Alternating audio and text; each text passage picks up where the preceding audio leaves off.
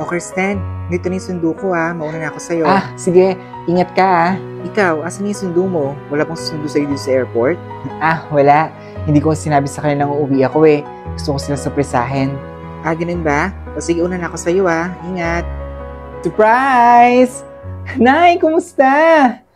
Oh, ate, parang tumaba ka. Anak, napauwi ka yata bigla. Oo, Nay. Hindi ko na sinabi sa inyo. Gusto ko kasi kayo surprisahin eh. Teka, sandali. Marami akong pasalubong sa inyo dito. Bakit hindi ka nagsabi sa amin, anak? Sana napasundo ka namin sa airport. Okay lang yun, Nay. Ano ka ba? Oh, ate, ito yung sapatos na hiningi mo sa akin, oh.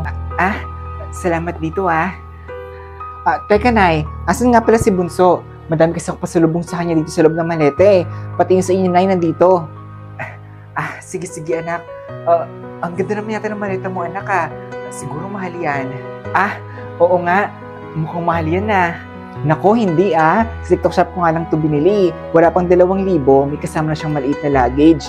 At sobrang spacious nga neto at ang ganda pa ng kulay. Sobrang tibay, kaya pang gandang pang travel. Teka, as nga pala yung asawa ko, Nay. Honey? Sandali lang. Saan mo pala nabili yan? Gusto ko rin kasi na ganyang maleta para pang travel ko. Check mo na yung yellow basket ko, ate. Teka, okay lang ba kayo? Parang balisa kayong dalawa Nabigla lang kami, anak. Kumain ka na ba? Gusto mo ba pagkain kita? Teka, sandali. Magpahinga ka kaya muna. Oo nga naman. Magpahinga ka kaya muna. Mukhang pagod ka sa biyahe sige. Papahinga lang ako saglit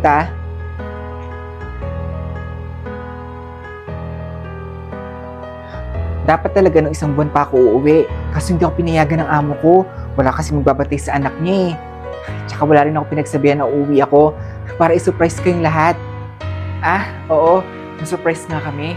Nabigla rin kami sa pag-uwi mo Sayang nga wala dito si Bunso Mag-surprise din yun. Lalo na yung asawa ko. Teka, pupuntahan ko lang siya Nasa taas yung asawa mo. Nagpapahinga. Tulog yata siya ngayon Sobrang pagod sa trabaho. Anak, sa akin ba tong cellphone na to? Salamat Binilan mo ko ng bagong cellphone. Oo, sa inyo po talaga yan, Nay. Pinag-ipunan ko nga po talaga yan kasi alam kong gusto nyo yan. Teka, sandali. Kakatulog lang ba ng asawa ko? Ba't di pa siya bumababa? Teka lang, Nay. Di ba dapat tapos na yung bahay natin? Nakapagpadala na ako ng pera para dito Medyo nadali lang ng konti, anak. Pero patapos na rito ngayong buwan. Alam nyo, siguro, padagdagan pa natin ito ng 1 kwarto sa taas para kay Bunso.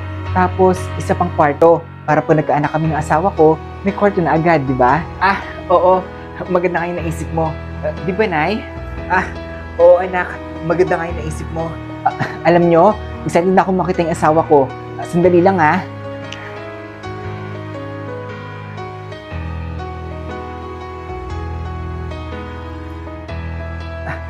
Anak, baka pagod pa yung asawa mo Mamaya mo na kaya gisingin.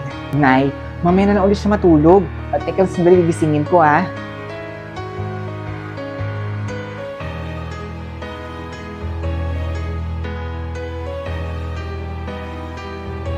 Ate?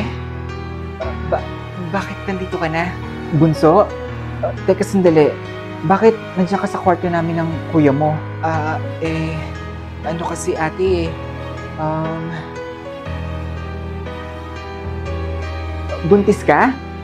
Congrats sino yung ama? Nay? Ate? Sino yung ama ng pinagbubuntis ni Bunso?